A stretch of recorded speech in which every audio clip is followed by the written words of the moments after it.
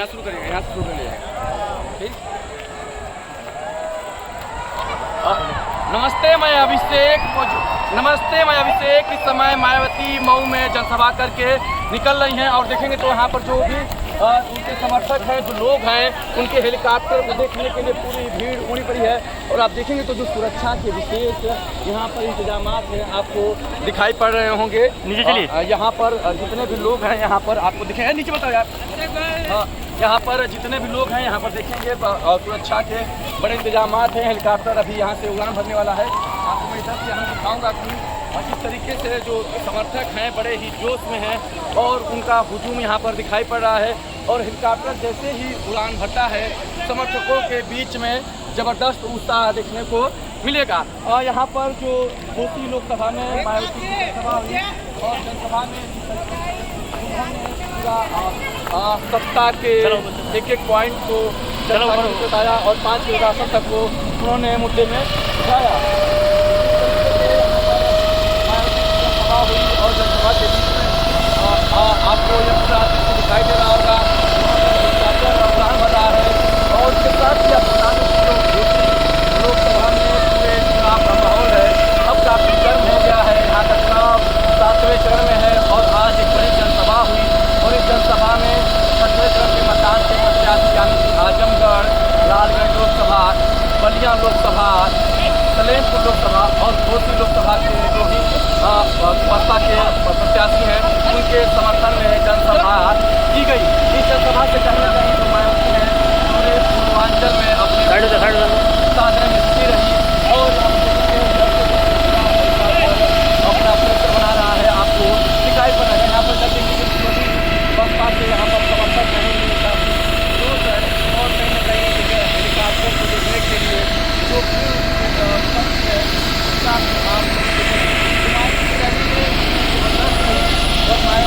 जहाँ पर प्रधानमंत्री ने आसन का प्रस्ताव कर करके समाजवादी पार्टी को जीतने का प्रयास किया तो वहीं 5 किलो राशन, बेरोजगारी और तमाम किसानों के मुद्दों को लेकर के सत्ता में बैठी भारतीय जनता पार्टी जमकर किसान आंदोलन।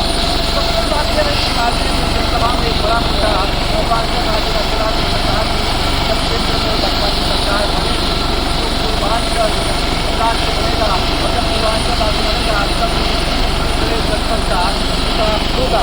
विकास की बड़ी बातें में और कहीं ना कहीं अपने लोगों को हटाना उनका सफल होगा वो तो उतना ही करेंगे।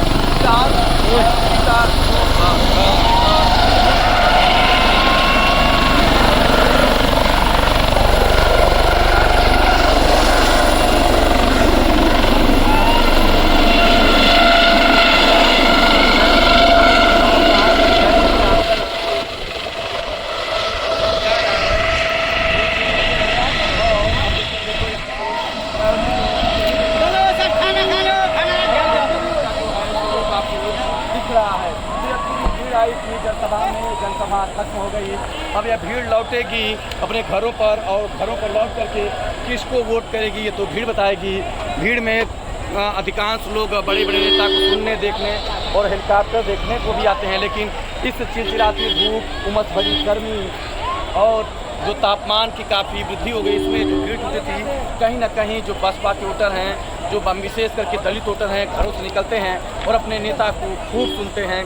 तमाम तरह के विजुअल दिखेंगे जिसमें कि वो अपने नेता को सुनने के लिए बड़े आतुर दिखे और इस तपन में भी सुने। तो मायावती ने पूरे अपने वोटरों को साधने का प्रयास किया। साथ ही मायावती ने सर्व समाज की बात किया। उन्होंने कहा कि जो संवर्ण समाज में गरीब हैं उनकी भी बात बसपा करती है, मुस्लिमों की बात बसपा करती है, दलितों की बात बसपा करती है, जो अन्य पिछड़े जातियां हैं उनकी भी बात करती है। और उन्होंने कहा कि टिकट बंटवारे में जिस तरीके से मैंने सभी जातियों के उम्मीदवारों को ध्यान रखा तो जो आरक्षित सीटें हैं वहां पर दलितों को भी सम्मान दिया, टिकट दिया।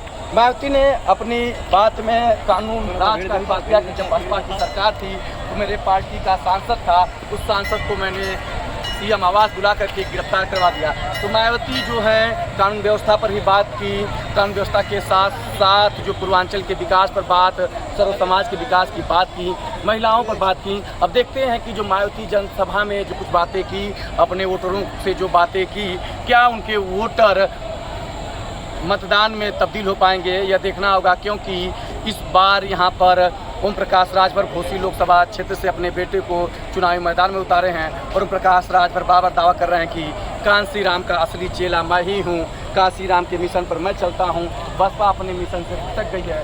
तो वो सब रंग देखने को मिलेगा, सुनने को मिलेगा, लेकिन हम लोग चुनाव के अलग अलग रंग आपको दिखाते रहेंगे और पूरा चुनाव का जो समीकरण है बताएंगे। यहाँ पर जनसभा की आप देखेंगे तो स्वरूप जो है पूरी हुजूम है, आप देखेंगे तो लोग जा रहे हैं। और इसमें जब बात किया गया तो हर समाज के लोग मिले, लेकिन कुछ बसपा के कट्टर समर्थक मिले, तो कुछ लोग केवल भीड़ वाले मिले।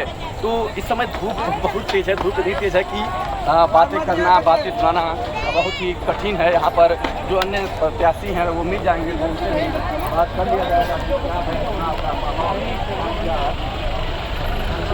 समीकरण बता रहा है, यहाँ पर हम लोग बातचीत करने का प्रयास करेंगे। और नेताजी क्या लगा कि मायावती आई, पूरे सर्व समाज की बात की, उन्होंने कहा कि मैं ही हर जाति और समाज के लोगों का विकास करूंगी, पूर्वांचल राज्य बनाऊंगी। क्या लगता है कि आज की जनसभा के बाद क्या माहौल बदलेगा? इस तरह माहौल दिखाई दे रहा है कि बदला हुआ है। सारी जनता उमड़ी है, सारे वोटर जो है बहुजन समाज पार्टी के साथ बहन जी को सुनने के लिए आए हुए थे। इस चिलचिलाती हुई धूप में ये दिखाई दे रहा है स्पष्ट, बहुजन समाज पार्टी यहाँ से जीत रही है और सभी सीटों पर जीत रही है। तो उन्होंने कहा कि सरकार बनेगी तो पूर्वांचल राज्य बनेगा। क्या लगता है पूर्वांचल राज्य बनेगा, कितना फायदा? पूर्वांचल राज्य की मांग बहुत दिनों से चल रही है, क्योंकि देश जो है प्रदेश जो है बहुत बड़ा है।